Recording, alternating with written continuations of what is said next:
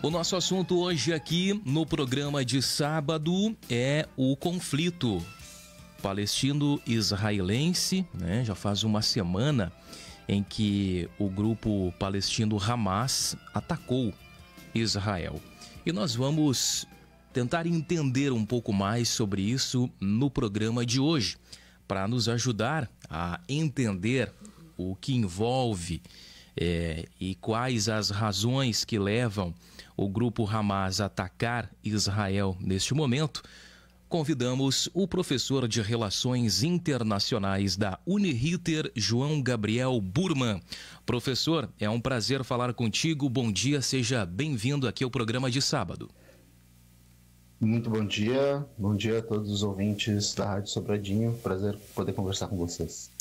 Muito bem, professor. Eu acho que a grande pergunta que ronda o senso comum, as rodas de conversa das pessoas o que leva o grupo Hamas a atacar Israel neste momento? Quais são os fatores, os elementos que contribuíram para esse episódio? Falar desse conflito, né, falar, na verdade, da história de dois povos, né? O povo judeu e o povo palestino. A gente pode ter vários recortes, inclusive recortes aí da história que vão voltar para a questão religiosa, para a questão da crença. Essa não é a minha especialidade, né? Mas como analista de relações internacionais, eu acabo focando, então, nos fatos mais contemporâneos, digamos assim. E na questão Israel e Palestina, esse contemporâneo nos traz mais ou menos ali para o início do século XX, na verdade, não é uma coisa tão recente, né?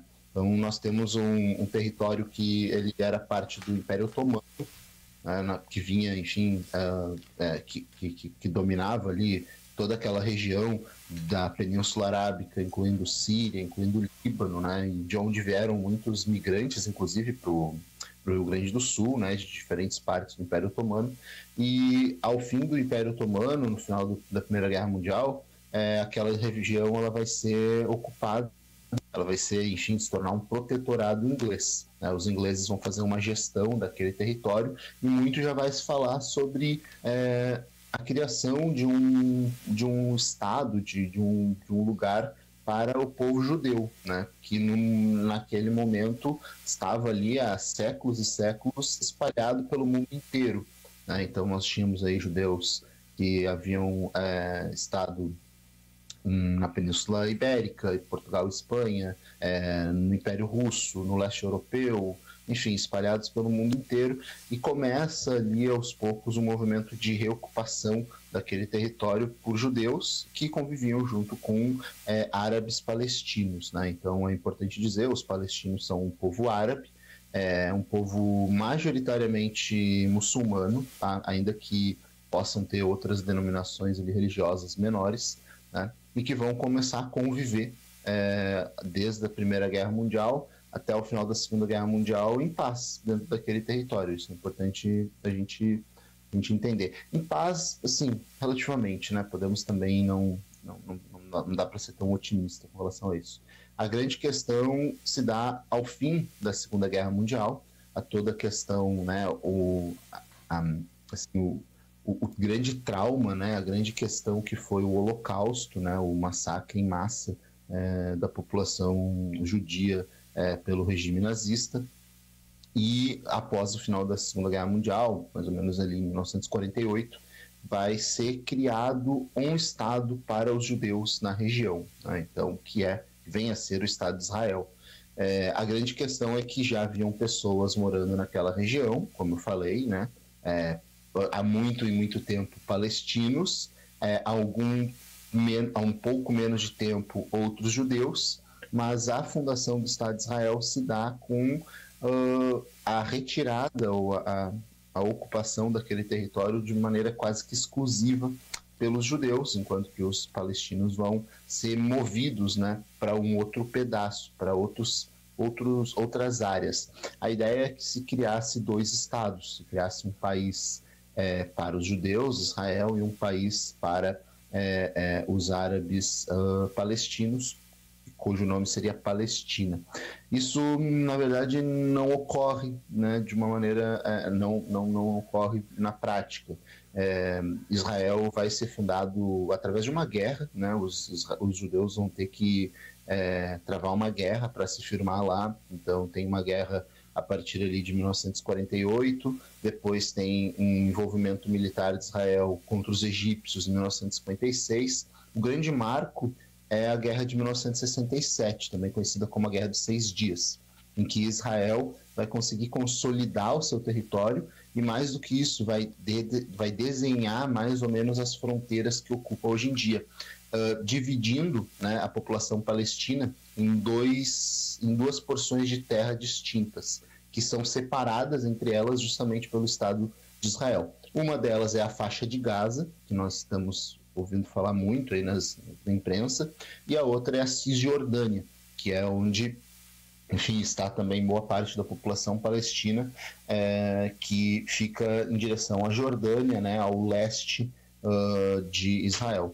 A questão é que, enfim, os palestinos vão acabar se tornando também aí um povo em exílio, né, um povo de refugiados, porque eles vão estar espalhados por vários países do mundo, mas especificamente no Líbano, na Síria, na própria Jordânia, e, enfim, vão basicamente reviver um pouco da experiência que os judeus viviam até então, né, que era um povo sem Estado, um povo espalhado.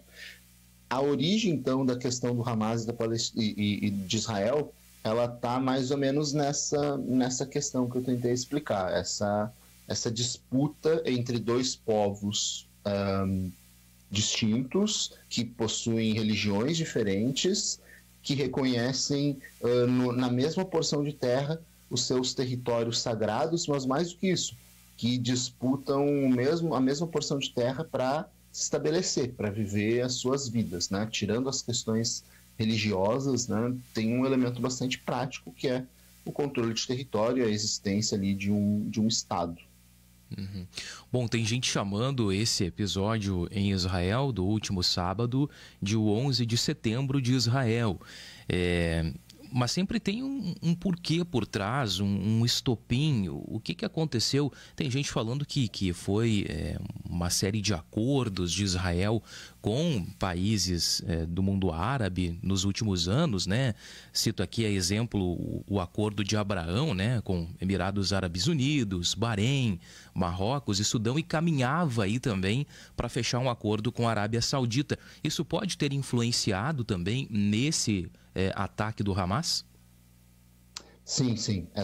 Esses seriam aí os eventos de fato agora, né, mais imediatos da conjuntura, né? Então, bom, bem dizer, para a gente entender, né, um pouco essa questão do 11 de setembro israelense, acho que é importante a gente falar um pouco sobre o que é o Hamas, né?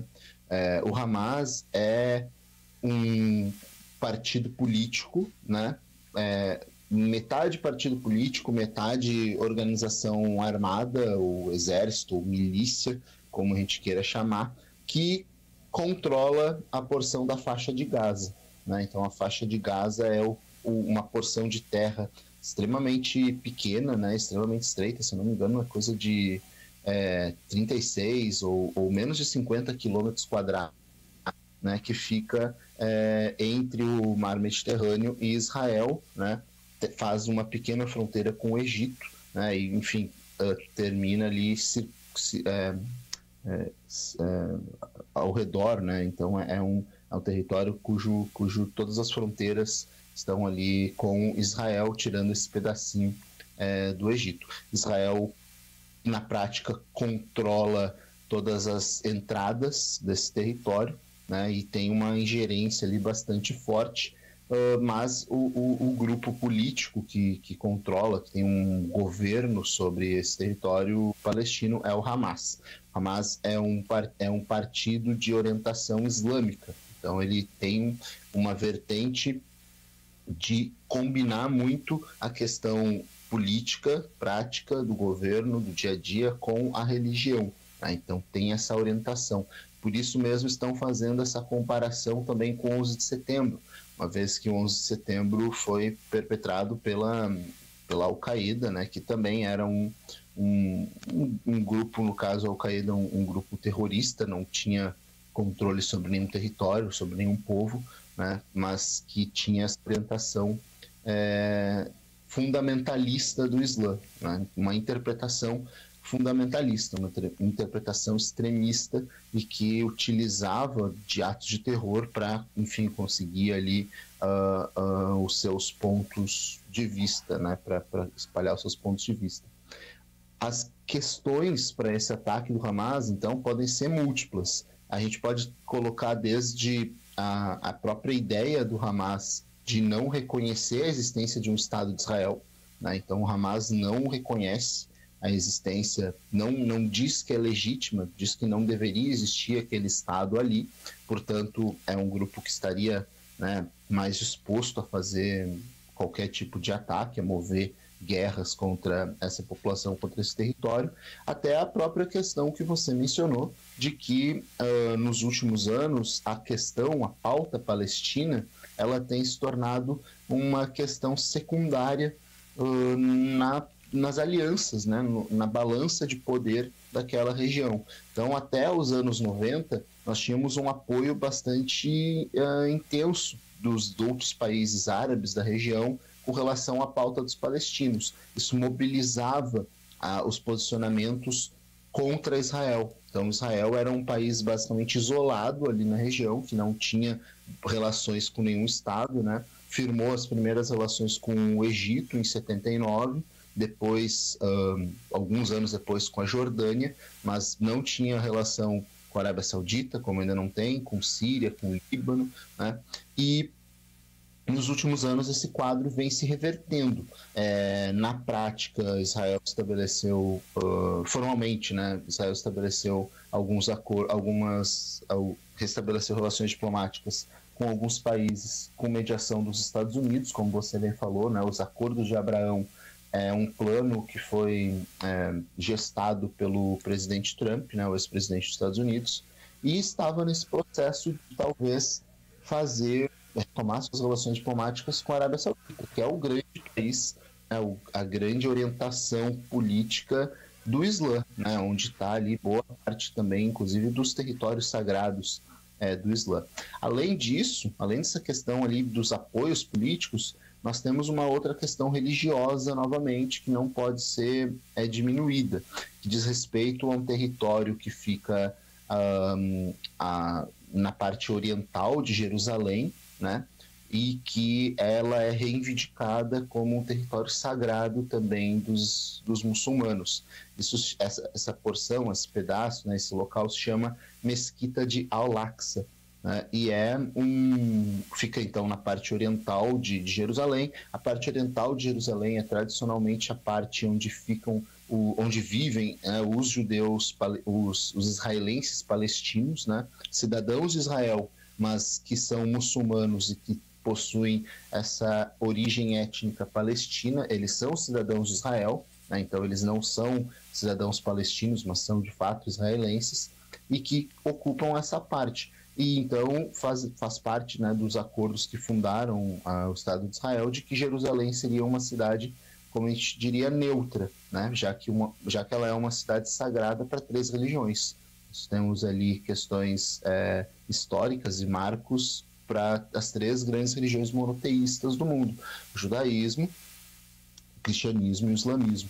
E essa mesquita, essa porção, né, de Jerusalém Oriental, ela tem sido frequentemente aí, atacada ou pressionada por também judeus fundamentalistas, né? Algumas visões, algumas pessoas na sociedade israelense que têm uma versão extremista do judaísmo e que procuram ali eventualmente atacar, mas existem aí algumas discussões de que o plano seria até mesmo destruir essa mesquita, né, como uma espécie de guerra de fato religiosa. E aí isso seriam também parte das motivações mais recentes para que o Hamas fizesse um ataque, enfim, né, fizesse aí de uma maneira surpreendente para todos, especialmente para Israel, né, esses ataques terroristas 7 dias atrás, né, no último sábado. Uhum.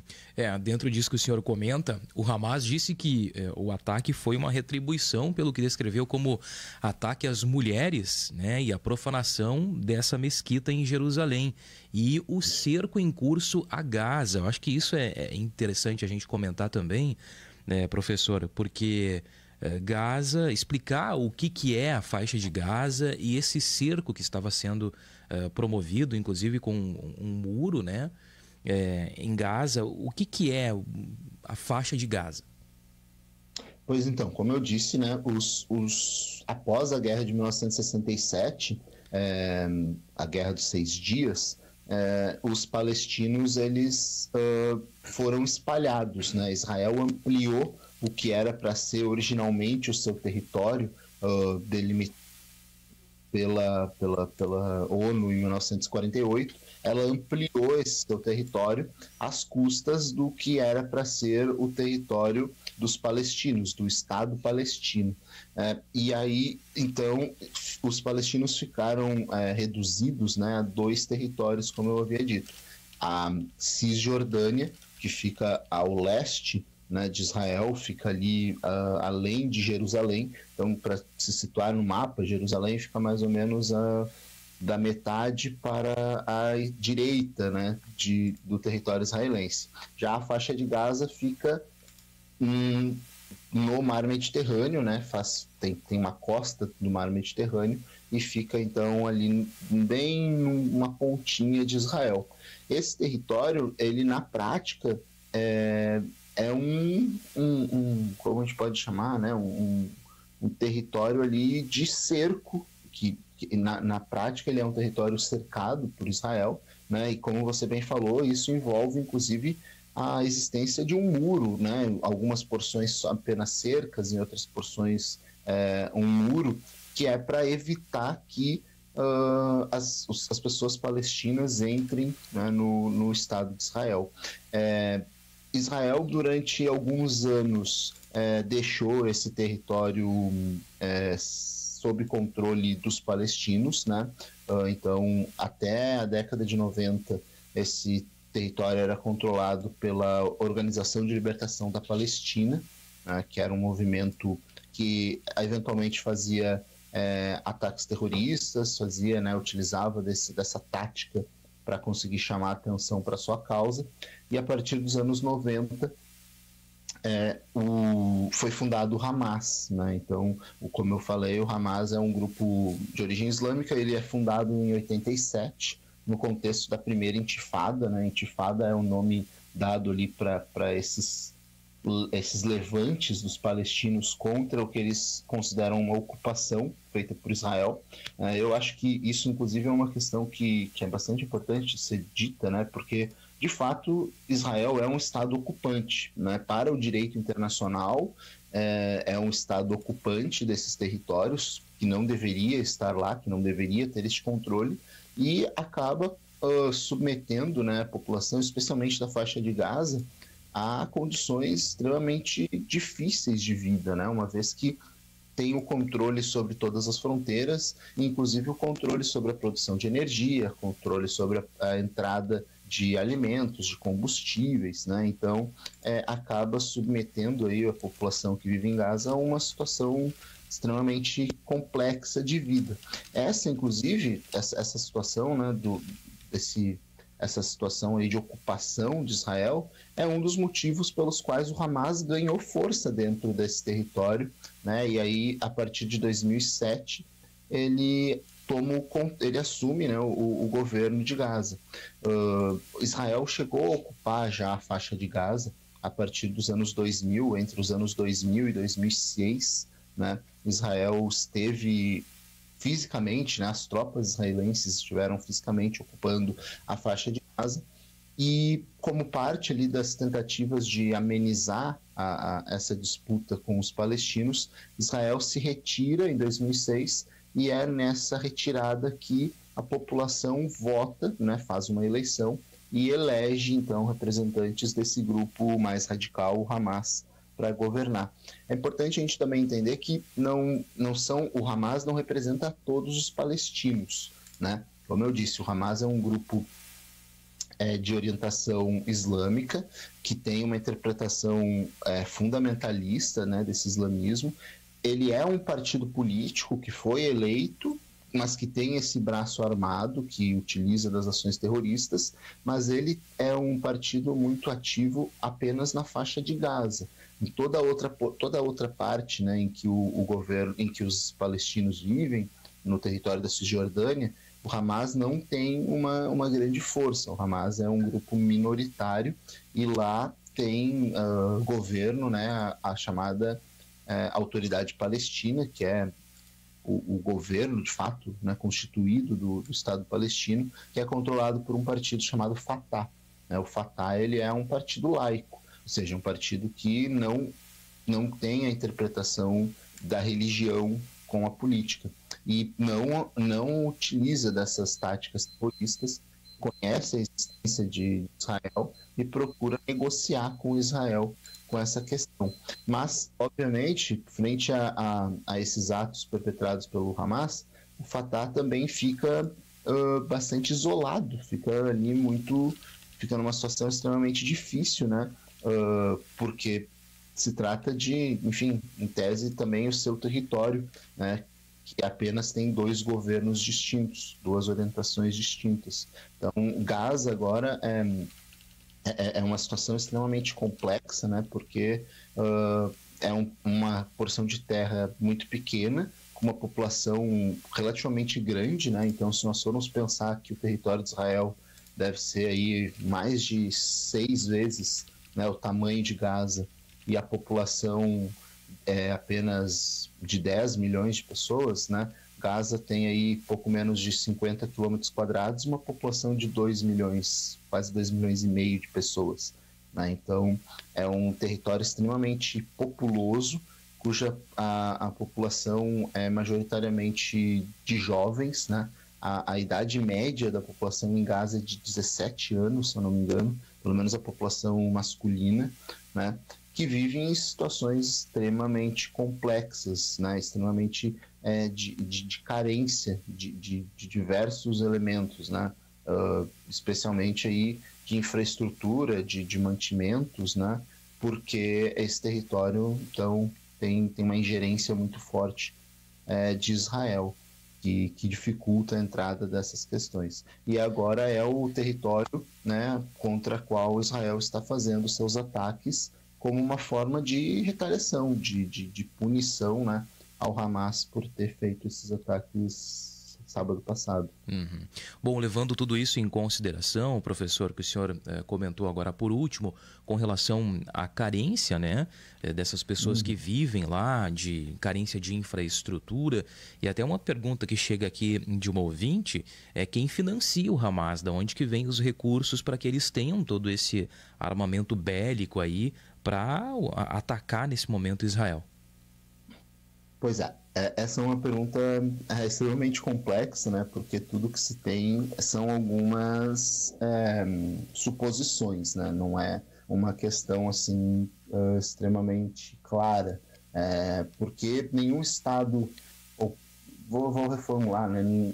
Poucos estados apoiam abertamente essas ações terroristas, vão reivindicar e vão reconhecer esse tipo de coisa. E especialmente porque, como a gente falou do 11 de setembro anteriormente, né, o 11 de setembro criou um precedente com relação a isso. É importante que a gente lembre por que os Estados Unidos invadiu o Afeganistão, né, após o 11 de setembro, e lá ficou por mais de 20 anos. Porque o governo do Afeganistão, do grupo Talibã, era quem abrigava a organização terrorista do Bin Laden, a Al-Qaeda. Então, os Estados Unidos considerou o Afeganistão como um estado terrorista, né, por aproximação, digamos assim, uma vez que estava dando suporte, dando recursos para esse grupo terrorista.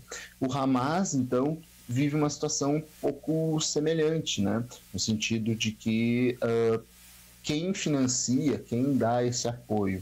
Bom, tem algumas suspeitas, e isso a gente pode ver um pouco até mesmo pelas aproximações políticas e pelos interesses dos outros estados.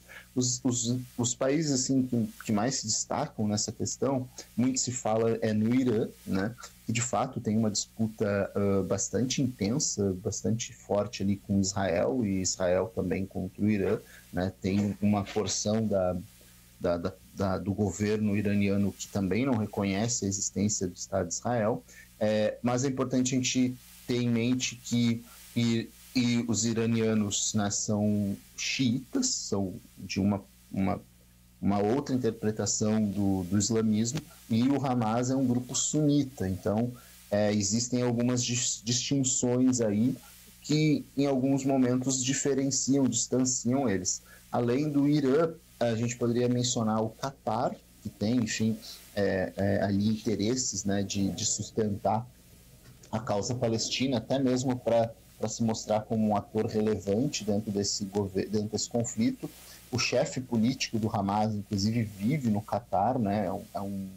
É um residente ali do Catar, e acho que teria também, de uma maneira assim, menos intensa, mas que tem aumentado nos últimos tempos, a própria Turquia, né? A Turquia é um vizinho um pouquinho mais distante, né? Então está separado pela Síria, pelo Líbano, né, e pela Síria, ali de Gaza e de Israel, mas é um estado que vem buscando aumentar sua influência na região nos últimos anos, especialmente que vem tendo uma guinada em direção a uma orientação mais islâmica da sua política externa, né? Então, o governo Erdogan tem distanciado o Estado turco de uma interpretação laica, que não mistura, né, a política com a religião, e tem feito a religião ser um elemento mais presente, e tem fornecido apoio a Gaza de uma maneira geral, né, mas de alguns elementos que poderiam ser utilizados aí pelo Hamas para fazer esses ataques. Então, recentemente, inclusive, os israelenses apreenderam uma grande carga, se não me engano, de 80 toneladas de gesso, que os turcos estavam mandando para Gaza. O argumento era de que esse gesso servia, enfim, para obras, para manutenção, para, enfim, a utilização que a gente conhece do gesso, né? A grande questão é que o gesso poderia muito bem também ser uma matéria-prima, né, para se tornar ali combustível dos foguetes que o Hamas utilizou para atacar Gaza, para atacar Israel, né, a partir de Gaza. Então, é uma questão complexa, mas que envolve outros atores ali na região nessa disputa contra o Estado de Israel. Analisando todo esse cenário, tudo isso que o senhor comentou aqui, professor, há a possibilidade de uma escalada dessa guerra, porque o primeiro-ministro de Israel disse que vai exterminar o Hamas, né? E a gente tem aí outros ataques provenientes de outras regiões promovidos aí pelo Hezbollah, e eu gostaria que o senhor explicasse também quem é o Hezbollah, né? E qual que é a possibilidade da gente ter aí uma verdadeira escalada nesse conflito. Bom, vamos por partes. Acho que vamos falar do Hezbollah, né, para depois poder focar no foco principal da guerra, que é de fato o Hamas e a faixa de Gaza. O Hezbollah é um partido político do Líbano, né? O Líbano é um estado extremamente interessante em termos políticos, étnicos e religiosos, né? O Líbano, após a sua guerra civil, né, ali na década de 80, que inclusive contou com a participação, né, a intervenção de Israel, né, em 1982, depois também a intervenção israelense em 2006, o Líbano se refundou, né, em termos políticos, estabelecendo uma divisão de poder no seu governo. Então, basicamente, é necessário ter a representação de cristãos, de muçulmanos xiitas e de muçulmanos sunitas no governo libanês. O Hezbollah é um grupo xiita, né? um grupo político xiita, que é um partido, da mesma maneira como o Hamas, é um partido, tem representação no governo, mas mantém um braço armado que também tem uma visão mais fundamentalista da religião e que não reconhece o Estado de Israel da mesma forma como o Hamas. Então, o Hezbollah frequentemente também vai estar envolvido aí nesses ataques contra o Estado de Israel, numa espécie de aproveitamento, né? Quando às vezes começa o ataque do Hezbollah, o Hamas aproveita a situação, às vezes vice-versa, né? Nessa ocasião, de agora que a gente vê, parece que os ataques vindos do Hezbollah, eles são nada mais do que uma manobra diversionista, digamos assim, para tirar a atenção de Israel, para fazer com que Israel tenha que dividir os seus esforços, para, em termos, né, militares, a gente dizer que para dar um reforço, né, para essa iniciativa do Hamas e dar uma folga, digamos assim, para o Hamas. Mas eu não acredito que a guerra tenha ali, vai escalar em direção ao Líbano. Eu acredito que é um grupo, ainda que o Hezbollah tenha muita influência, né, no governo libanês, eu acredito que ele não vá manter esse tipo de ação, porque é muito temerário, né? Esse tipo de confronto. O Hezbollah, sim, tem relações muito mais intensas com o Irã, né? E só poderia entrar numa guerra contra Israel se contasse com o apoio do Irã. E até o momento nós temos visto o Irã distante desse confronto, sem muito interesse aí em entrar nessa guerra nesse momento. Já a situação do Hamas e a faixa de Gaza, essa sim é bastante complicada, porque é onde Israel vai agir, né, motivado aí como uma espécie de retaliação e um discurso que é muito complicado, né, porque é importante a gente entender que o Hamas são algumas pessoas que estão dentro da faixa de Gaza, né? Como eu falei, a faixa de Gaza tem uma população aí de mais de 2 milhões de pessoas, a maior parte dela formada então por mulheres, por crianças, por jovens, né? E nem todos eles estão envolvidos nesses atos, nessas ações contra o Hamas. Mas Israel decretou, então, uma guerra deliberada, né, contra o Hamas, que ocupa a faixa de Gaza, por consequência, contra a faixa de Gaza. E tem aí agido de uma maneira extremamente complicada dentro ali das regras, né, do direito da guerra, enfim, atacando deliberadamente civis, atacando inclusive equipes humanitárias, né, que estão lá para tentar proteger, salvaguardar, diminuir aí a exposição de civis a esse confronto. Então, onde irá escalar essa guerra, né, com certeza na faixa de Gaza. Porque, inclusive, agora o primeiro-ministro israelense, né, o Netanyahu, conseguiu se manter durante mais um tempo no poder ao fazer um governo de coalizão, né, um governo de emergência e puxar parte da oposição, né, que havia no parlamento para governar, né, justamente porque se entendeu aí que a grande ameaça, né, ao Estado de Israel no momento não é as questões mundanas da política, mas é o Hamas, né, e sua pauta anti-Israel. Então, internamente não existem muitos freios agora a essa vontade de Israel. Cabe então à comunidade internacional conseguir agir, conseguir fazer alguma coisa para eventualmente controlar essa escalada e especialmente, né, é importante dizer, controlar a exposição e a exposição de civis a essa guerra, né? Pessoas que não tem nada a ver com confronto, mulheres, crianças, idosos, inclusive, estrangeiros, inclusive, né? Nós temos aí mais de 30 brasileiros que vivem na faixa de Gaza, que o governo está tentando retirar de lá, e que estão suscetíveis, que estão aí correndo risco nesse conflito. Inclusive, o primeiro-ministro deu prazo, né, para a evacuação do norte aí da faixa de Gaza. Então a gente pode observar que vai ter uma invasão iminente, né? Com certeza, sim.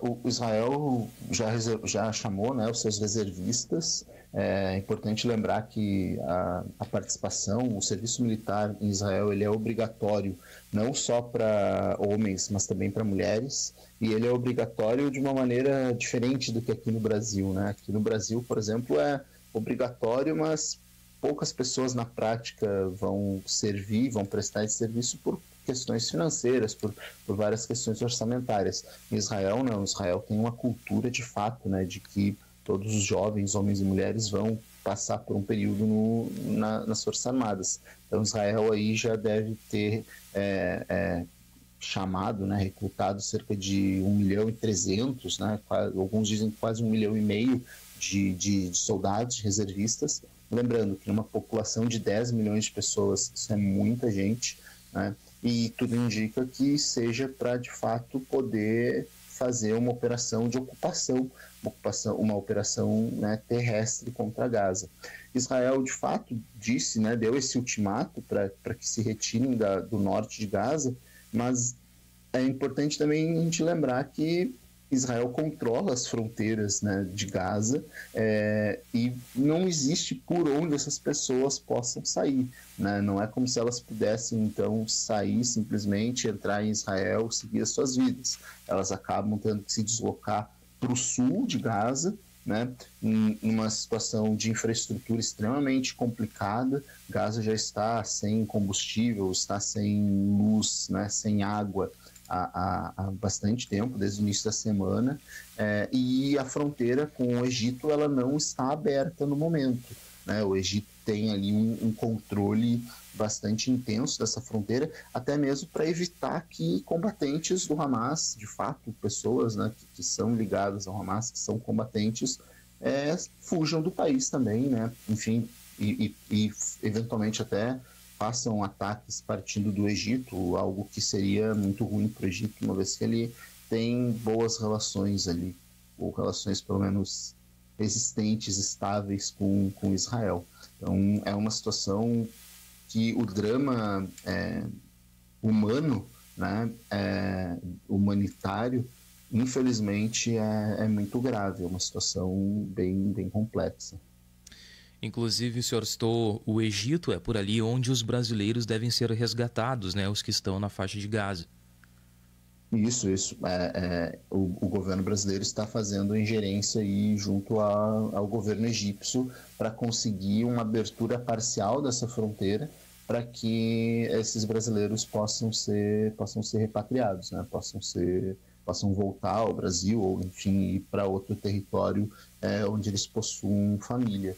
Mas a situação, como eu disse, é bastante complicada, porque o Egito acaba tendo que manter uma fiscalização muito intensa ali naquela fronteira. Mas torcemos para que o Brasil, enfim, tenha sucesso nisso, né?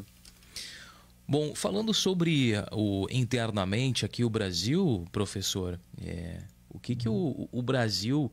Qual que é a posição do Brasil perante esse conflito? Teve até deputada aí pedindo que o Brasil enviasse tropas lá para Israel. E essa polarização política que nós temos aqui no Brasil interfere de alguma forma no julgamento dos brasileiros com relação a esse apoio no conflito lá entre Israel e Hamas? Pois é. Infelizmente, interfere, né? Infelizmente, essa pauta, essa questão desse conflito acabou sendo instrumentalizado, utilizado aí, né, por uma porção, vou chamar, né, de uma porção mais extremista da oposição, né? Não é toda a oposição ao governo que adotou isso, né, mas uma porção mais extremista que até mesmo pega essa questão de uma maneira um pouco distorcida, né? Enfim, fazendo interpretações complicadas de serem feitas da posição do governo brasileiro.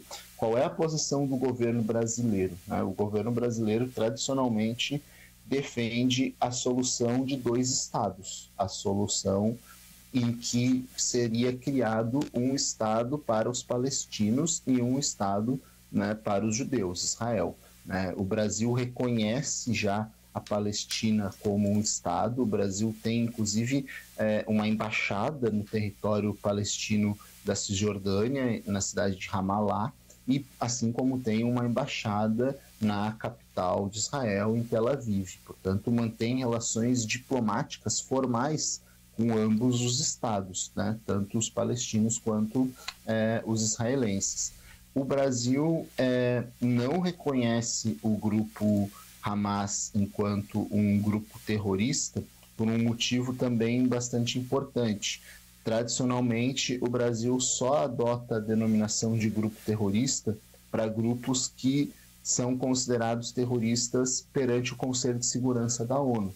Então, o Brasil entende que apenas se a comunidade internacional como um todo, né, representada pelo Conselho de Segurança da ONU, considera aquele grupo terrorista, nós vamos chamá-lo de terrorista.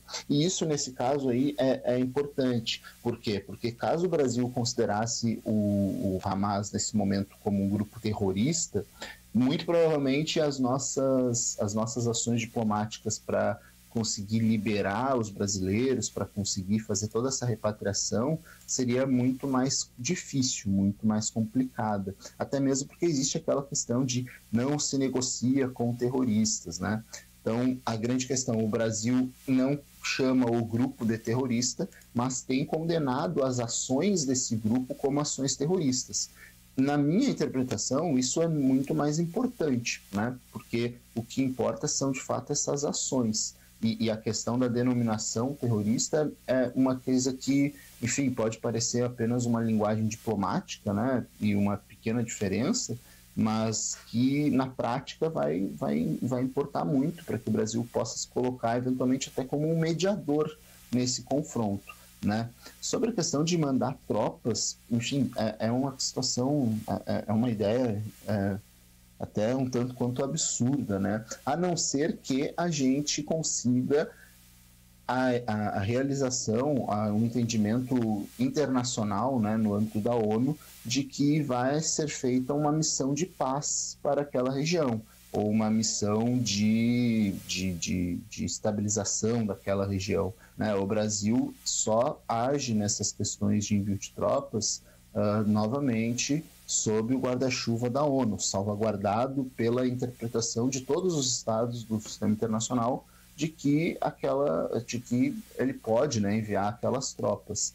Mas o Brasil não vai se tornar um beligerante desse confronto, né, do lado de Israel. Nem mesmo os Estados Unidos têm se colocado como um beligerante. Os Estados Unidos continua apoiando o Israel com material militar, com a logística militar, mas não vai enviar tropas, né, não vai se envolver de fato nessa guerra. Então, acredito que a posição do Brasil ela tem sido aí muito responsável e muito importante, muito alinhada com o que é o nosso histórico, né, diplomático, que é um histórico de mediação, de moderação, de bom relacionamento tanto com Israel quanto com os palestinos e de ação, enfim, pelo fim da guerra, né? Por uma situação ali de estabilização e de proteção dos civis, né? De proteção ali das pessoas que estão mais vulneráveis, especialmente as crianças, né?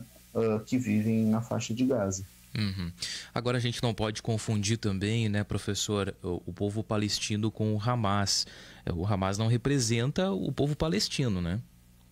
Exato, como eu bem disse, né? O Hamas é um grupo político de um pedaço do território onde vivem os palestinos. E que mesmo lá, é importante lembrar, a última eleição que teve, né, que elegeu o Hamas, ela é de mais de 15 anos atrás, né? Então, a Palestina está sem eleições formais que poderiam atualizar, digamos assim, o apoio político, né, desse grupo há muito tempo. Então, não saberia dizer, porque eu não sei se existe essa pesquisa, né, mas de qual a parcela da população de Gaza que apoia o Hamas, mas não dá para a gente reduzir, né, 2 milhões de pessoas a um grupo que adota essas práticas extremistas, né, e que adota essas práticas sabendo que não tem as condições de vencer, não tem as condições de derrotar o Estado de Israel. né? Em termos de poder, a gente tem que ser muito, muito conscientes, né? O poderio bélico, o apoio, o poder econômico de Israel é muito maior. Então, é uma ação praticamente suicida do Hamas, né?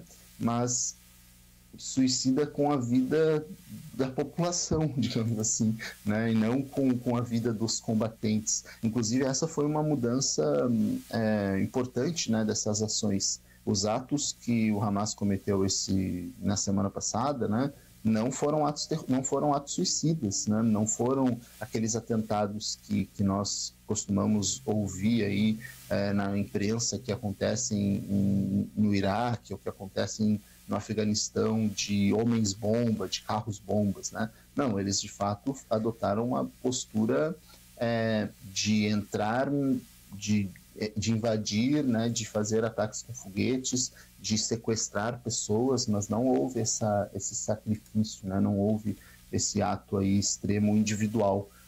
E houve um ato extremo, digamos assim, no coletivo, que infelizmente quem vai ser penalizado, né, são pessoas inocentes, são pessoas civis, inclusive estrangeiros, né, que não têm relação aí com a questão. Uhum. Agora, causou espanto também, professor, que Israel não conseguiu prever tudo isso, né? Mesmo com toda a tecnologia e com toda a inteligência que possui. A gente observou aí o pessoal do Hamas entrando nos kibbutz, né, que são as comunidades em Israel, abrindo os bunkers e literalmente assassinando as pessoas que estavam ali dentro, né? Foi cruel demais essas cenas, inclusive com crianças que foram mortas, enfim, até tiveram que mostrar essas imagens para que o mundo inteiro pudesse acreditar que isso realmente aconteceu, né? Sim, essa questão, né, é o que, como eu disse, não há como não classificar os atos que foram ocorridos, que foram feitos pelo Hamas como atos terroristas, né? Eu acho que isso é indefensável, por mais que a luta dos palestinos como um todo, do povo palestino, na minha visão, ela seja justa, ela seja, assim, ela é, mas na minha visão ela é justa, ela tem um porquê, né? Eu particularmente defendo também essa solução dos dois estados, porque acredito que é a única maneira, né, de que traga estabilidade. Não tem como defender o que o Hamas fez, né? Não dá para combater a opressão ou a ocupação de Israel através desses atos terroristas, né? Porque, como eu disse, como nós estamos vendo, não ajuda de forma alguma a causa palestina, né? Inclusive, o governo da autoridade palestina, do Estado palestino, reconhecido internacionalmente, né, o Fatah, que governa a faixa de Gaza, está numa situação extremamente complicada em termos políticos, né? Porque ele também não pode condenar muito fortemente o Hamas, porque mostra para a comunidade internacional de que é um governo inexistente, né? Que existe uma cisão muito forte que o grupo não tem controle sobre o que os outros fazem, mas da mesma forma não apoia, porque, enfim, não há como apoiar, né? É uma coisa indefensável.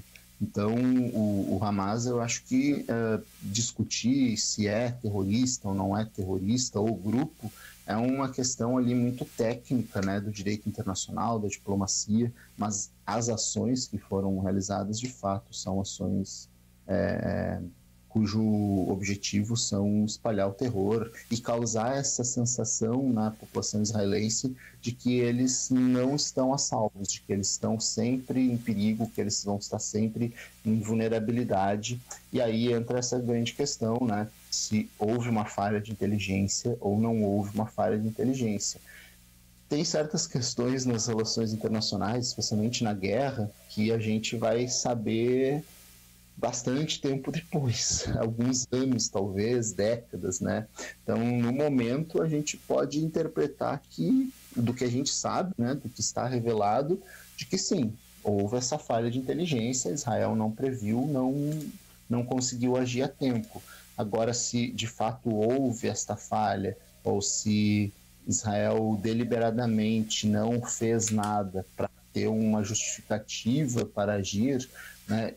Isso pode parecer quase conspiração, né? Os ouvintes devem estar pensando nesse professor aí que está bebendo nesse café, sabe?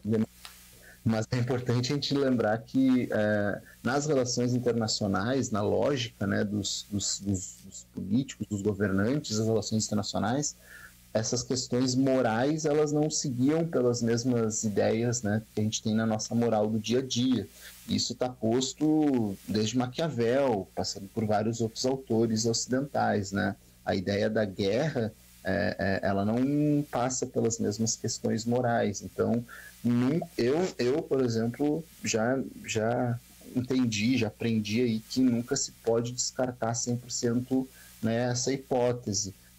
Inclusive, tem aí notícias, acho que, se eu não me engano, foi o Washington Post, né, o New York Times, acho que foi o Washington Post, que estava repercutindo a fala de um agente da inteligência egípcia.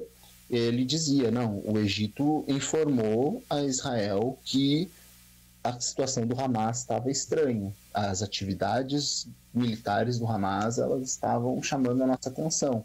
E a gente disse, fica ligado, fiquem alertas que tem alguma coisa ocorrendo. E que o Estado de Israel disse, não, valeu, não é nada demais. Então, assim, óbvio, né, a gente entra daí na guerra de narrativas. Isso também é parte da guerra, né? A ideia de espalhar desinformação, de ficar espalhando imagens falsas, propaganda, de mobilizar os lados para apoiar um, para apoiar outro, é parte da guerra. Não é dessa guerra de hoje, né? É uma coisa histórica, mas obviamente numa sociedade em que todos se informam, em que todos estão nas redes sociais, em que todos têm acesso à informação, que todos querem ter uma opinião, um posicionamento, muitas vezes sem se informar, né? Muitas vezes sem um esforço maior de entender de onde que vem o conflito, ambos os lados vão se aproveitar disso. Tanto o governo de Israel quanto o Hamas vão utilizar a opinião pública internacional, né, como um campo de batalha. Por isso que eu acho extremamente importante, e agradeço, né, o espaço para a gente estar falando disso, né, para uma população maior, né, para um público maior, que não é especializado, que não tem interesses diários, né, nas relações internacionais. Porque Exato. é uma espécie de se proteger também contra essas questões. Exatamente. E por isso que nós pedimos ao senhor para ser o mais didático possível, né? Porque a gente está falando para um público que realmente não tem, talvez até nem base do que o que está acontecendo, né, nesse conflito, e fica difícil realmente o entendimento. E a gente já quer agradecer imensamente aí a tua participação. Professor, vamos continuando por aqui, né? A gente tem mais alguns questionamentos.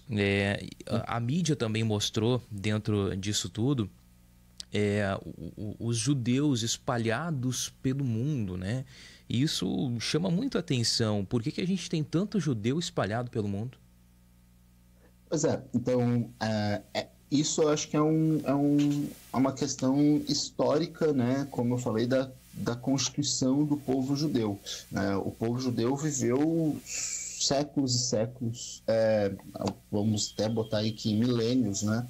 Mais de um milênio no exílio, enquanto um povo exilado, digamos assim, que não tinha um estado seu, um território, né, onde poderiam viver todos sob segurança.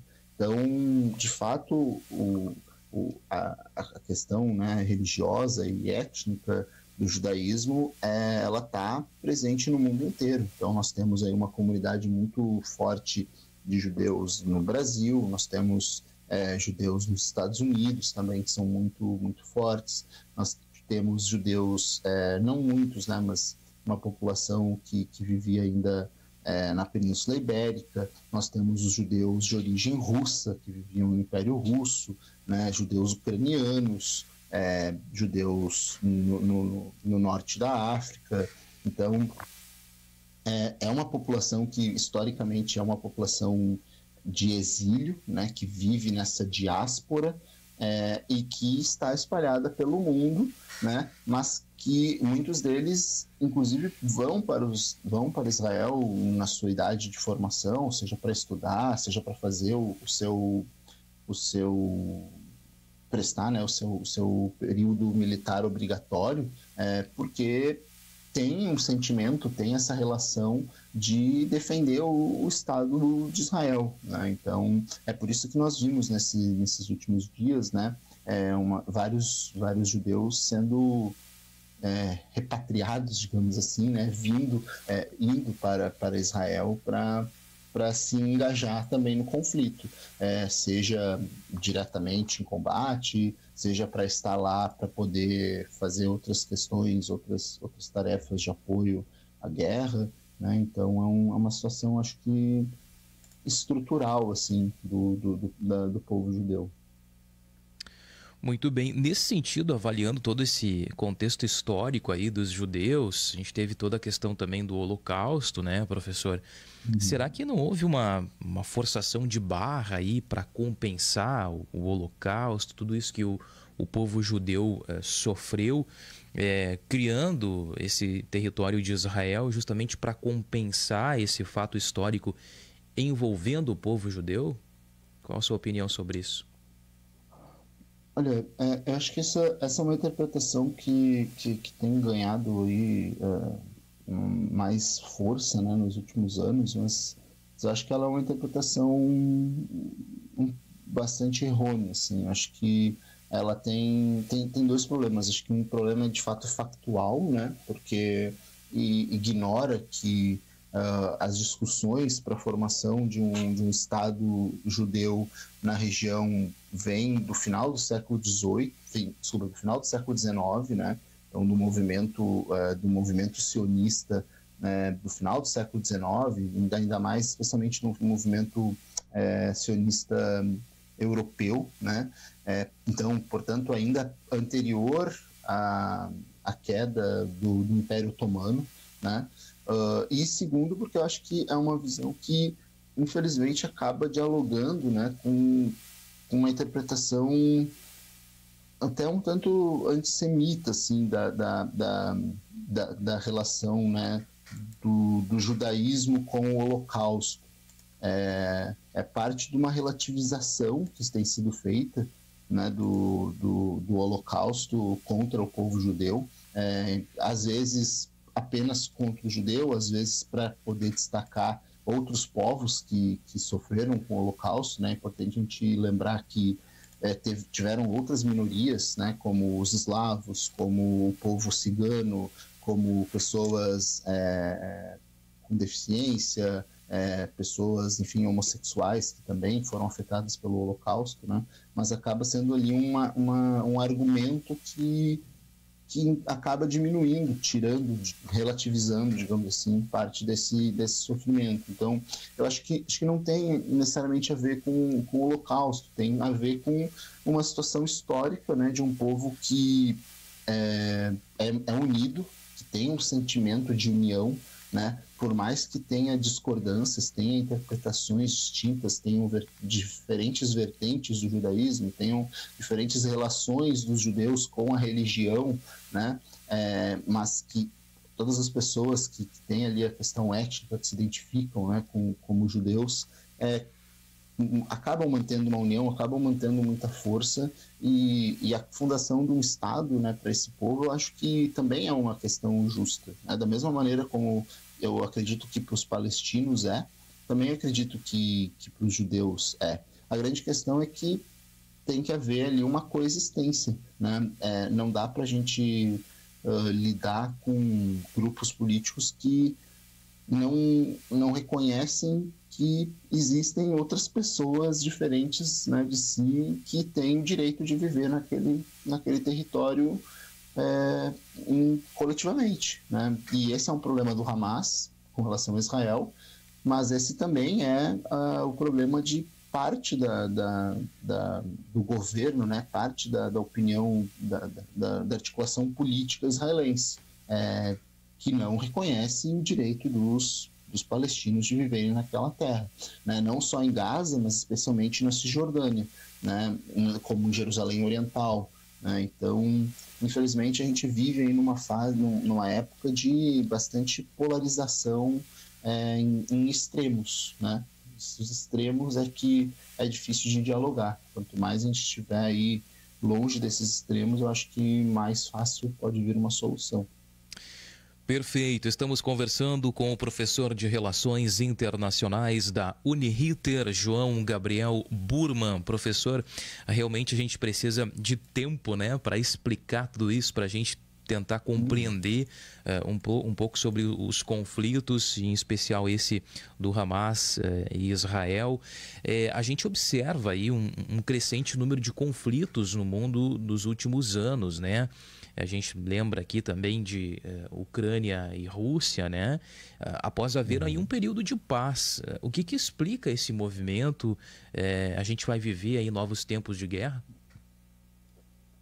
Pois é, essa é uma questão extremamente importante e talvez essa seja a grande questão aí que todos os analistas de relações internacionais eles têm que tentar responder, né?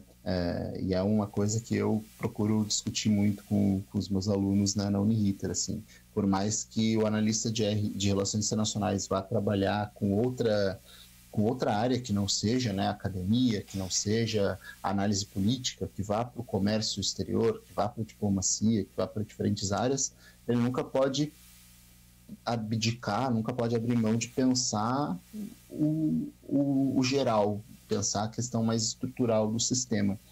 E responder, então, essa pergunta é fazer esse diálogo com o movimento das grandes peças, né, das relações internacionais, dos grandes estados. Especialmente a gente tem que ver a situação de poder dos Estados Unidos, a situação de poder da Rússia, a situação de poder da China, da Inglaterra, da França, até mesmo do Brasil, né? Então, assim, na minha visão, esses acontecimentos, esses conflitos aí nos últimos anos, eles estão dentro de um contexto de queda, né, do poder dos Estados Unidos, de um declínio, né, da influência e da capacidade dos Estados Unidos de resolver problemas no sistema internacional.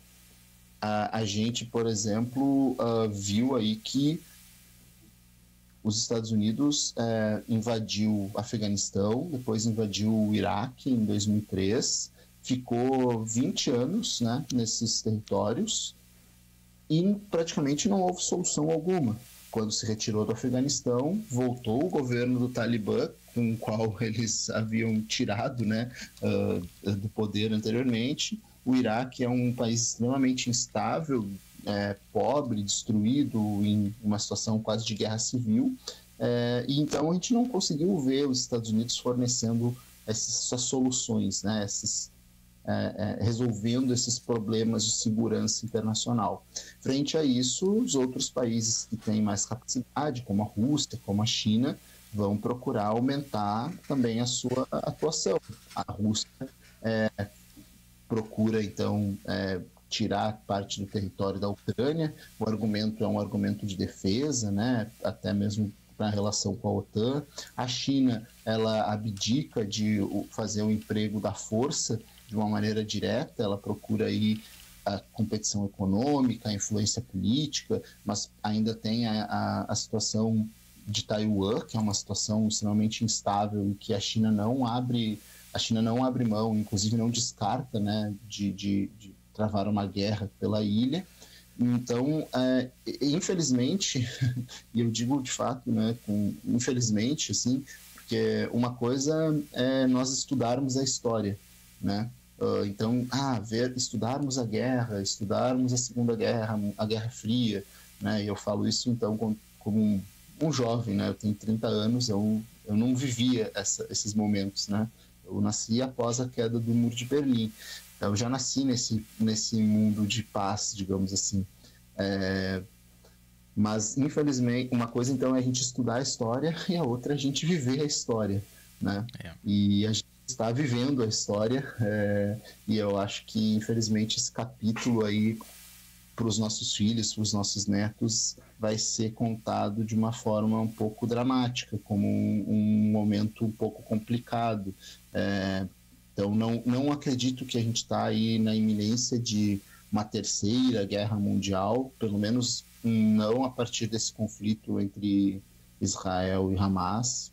Acho que não, acho que ele vai ficar ali circunscrito, mas a gente deve viver, sim, momentos mais conturbados, em que, especialmente, essas pequenas guerras, essas guerras que a gente chama aí de guerras locais, guerras regionais, né, como está sendo agora entre Armênia e Azerbaijão, né, pela região ali de Nagorno-Karabakh, acho que elas vão ser cada vez mais constantes.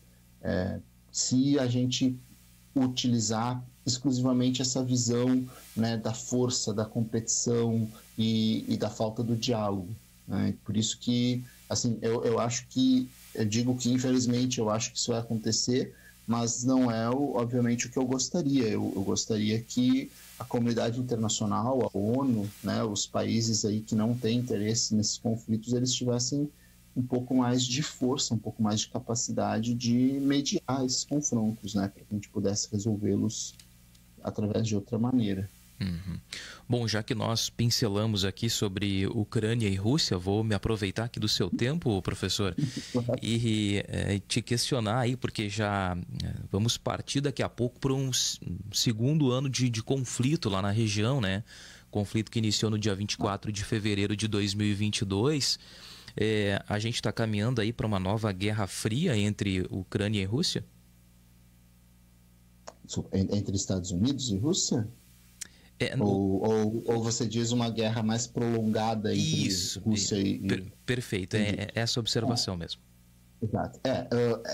Assim, eu acho que é uma guerra que vai se arrastar ainda durante bastante tempo entre Rússia e Ucrânia, né? Infelizmente, ela não vai ser tão fria, ela deve ter momentos de escalada e diminuição dos conflitos, e especialmente de atenção e falta de atenção da imprensa internacional, né? Então, há pouco tempo atrás, todos os olhares estavam voltados para lá, agora não estão, mas a gente não se engana, porque a guerra continua acontecendo, né? Só que ela está num ritmo, digamos assim, estável, né? Esse ritmo estável, ele não significa que é melhor, né? Ou que é menos pior, ele só está ali de fato estável, então não chama tanta atenção, mas deve ser um conflito que vai se manter também durante um tempo nesse impasse, né? Pequenas tomadas de território, apoio de alguns países, alguns outros países tirando apoio, o presidente da Ucrânia, Zelensky, chamando atenção para não deixar também a sua pauta cair no desinteresse dos estados, para que os estados não tirem, né, não percam a atenção lá daquela guerra. E eu acho que sim, isso deve se arrastar um pouco mais. Já a situação de guerra fria com os Estados Unidos, né, ou de uma divisão tão direta assim dessa competição, acho que a gente vive num mundo que é mais complexo do que isso hoje em dia, e que a gente não pode só reduzir, né, a competição atualmente entre Estados Unidos e Rússia. A gente tem a China aí muito importante, a gente tem a Índia, que também não pode ser excluída, a gente tem a divisão aí dos BRICS, né, que também tem os seus interesses, as suas capacidades, o que torna as coisas mais difíceis de serem analisadas, né, porque a gente vive então num cenário que a gente chama de multipolaridade, com vários estados disputando ali esses lugares principais, e mais do que difícil de ser analisado, difícil de ser resolvido, né? Muitos atores, muitos cálculos para serem feitos pelos estados. Por isso, as diplomacias têm que estar aí bem capacitadas, né, bem ativas para fazer as suas partes. Muito bem, professor de Relações Internacionais da Uniriter, João Gabriel Burman, nós queremos agradecer imensamente pelo seu tempo para nos ajudar a entender um pouquinho mais sobre esse conflito que ocorre lá em Israel, né, entre Hamas e Israel, e os próximos passos aí a gente tem que ficar, obviamente, atentos, né, porque, como a gente comentou aqui, é iminente a invasão de Gaza, né, por parte do exército israelense, e ficaremos ligados e, claro, passando todas as informações aqui aos nossos ouvintes. Mais uma vez, muito obrigado pelo seu tempo. Eu que agradeço pela oportunidade de conversar aí com os ouvintes do programa de sábado da Rádio Sobradinho. Se puder deixar uma recomendação, é que procurem, né, se informar aí com fontes qualificadas, com profundidade, que tragam análises, que fujam das questões mais emotivas, né? Não se esqueçam, o interesse dos dois lados é nos manipular. É manipular a nossa atenção, é chamar a nossa atenção para que a gente não consiga ter um pensamento mais crítico, para que a gente tome lados de uma maneira apaixonada, né? Eu acho que se as redes sociais, se a internet tem essa capacidade aí, né, hoje em dia, de nos manipular mais facilmente, também tem a possibilidade da gente se informar mais facilmente. Então, fico muito feliz da oportunidade de ter conversado com vocês e agradeço muito e estou à disposição quando quiserem, quando eu puder continuar colaborando, só me chamar. Perfeito. Até uma próxima, professor. Muito obrigado. Bom dia. Bom dia. 11 faltando para as 10. Agradecer também o jornalista Rodrigo Lopes, né, que está em Israel e faz toda a cobertura aí para o Grupo RBS, né, especialmente para Gaúcha ZH, e que foi quem nos informou sobre a fonte aí do professor lá da Uniriter, né, o João Gabriel Burman. Obrigado a ele também, e também nosso colega Henrique Lindner aí pelos contatos, né.